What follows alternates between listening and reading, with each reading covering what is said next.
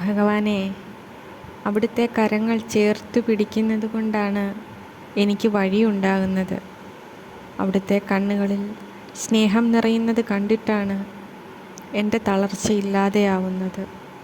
അവിടുത്തെ ശുദ്ധവും സത്യവും ധർമ്മവും നിറഞ്ഞ വാക്കുകളാണ് എൻ്റെ ബുദ്ധിയിൽ പ്രാണൻ നിറയ്ക്കുന്നത്. ഇരുളുമായുന്നതും പ്രകാശവും നിലാവും ആർദ്രതയും ഹൃദയധമനികളിൽ ഉണരുന്നതും ഭഗവാനെ അങ്ങേ ഓർക്കുമ്പോഴാണ്.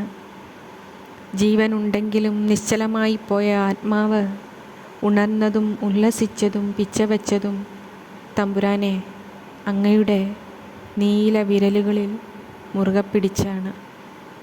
കനിവറ്റ കരുണയറ്റ ഈ ലോകത്തിന് അത് പകർന്നു നൽകാനാവും വിധം എൻ്റെ ചഷകം നിറയെ അത് പകർന്നു വച്ചത് അങ്ങാണ്.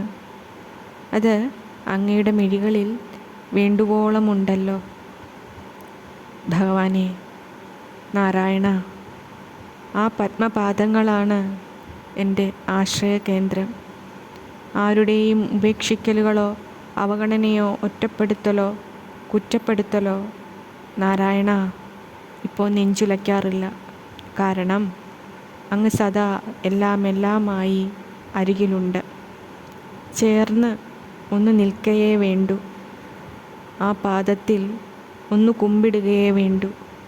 അനന്തമായ ഒരു വലിയ സുരക്ഷയുടെ, സംരക്ഷണത്തിൻ്റെ, കരുതലിൻ്റെ, സ്നേഹത്തിൻ്റെ, കൃപയുടെ, അലിവിൻ്റെയും കരുണയുടെയും അനന്തമായ ഒരു സാഗരം എന്നിലേക്ക് ഒഴുകി ഒഴുകി നിറഞ്ഞുകൊണ്ടേയിരിക്കും.